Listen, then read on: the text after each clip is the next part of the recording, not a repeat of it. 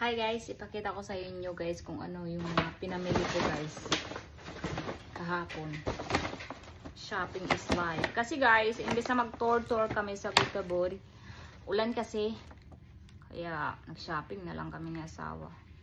At saka ano, sobrang lakas talaga ng ulan doon. Although minsan umiinit naman ng mga 2 hours. And then after that, ulan na naman. Kaya tinamad na rin kami punta sa yung magtingin-tingin sa mga place ba doon. Pero parang hindi naman ako na-excite.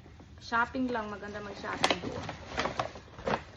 Ito, di ko lang alam, di man talaga ako fanatic ng ano, Michael Kors, no? Pero ewan ko bakit may nabili ako. Ito guys, so mayroon akong biniling bag na Michael Kors. So, ito yata tinatawag nilang bucket bag. Ang ganda nito. Tsaka spacious yung ano logo.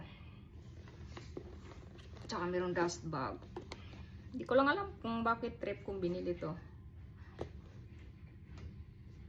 Ang cute niya.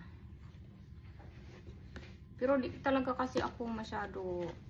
Although may bag naman ako ng Michael Kors, pero hindi talaga ako masyado fan ng ano ng Michael Kors. Di ko lang alam, di ko lang siguro gusto yung mga style. Pero to, pagtripan ko, maganda siya. Pinili ko. And then next na binili ko ay binilang ko rin si asawa ng terno na ano. Although di naman talaga sila terno kasi itong shorts na Michael Kors, binilang ko siya. Ito may ano kasi to, black ang color nito, dark.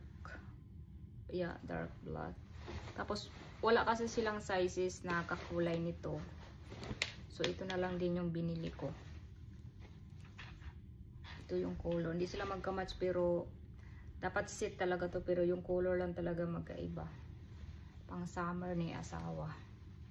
Summer vacation ba. Punta ng dagat. Ayan. Tapos bumili rin ako sa Caritra. Itong vest oh. Ngayong winter. Yan. Binili ko. Kasi ang dami ko pang winter, no? Ito lang type na pang winter na wala ako. Ito. And then next is bumili ako sa Calvin Klein. Itong boy shirt nila, oh. Iwan ko bakit tinawag nilang boy shirt to. Parang shorts ba? Ito. And then bumili rin ako ng Calvin Klein na bra. Gusto ko kasi yung Calvin Klein na bra, no? Kasi hindi siya nagsusugat sa balat ko ba. Kasi hindi siya garter yung pinili ko ba. Yung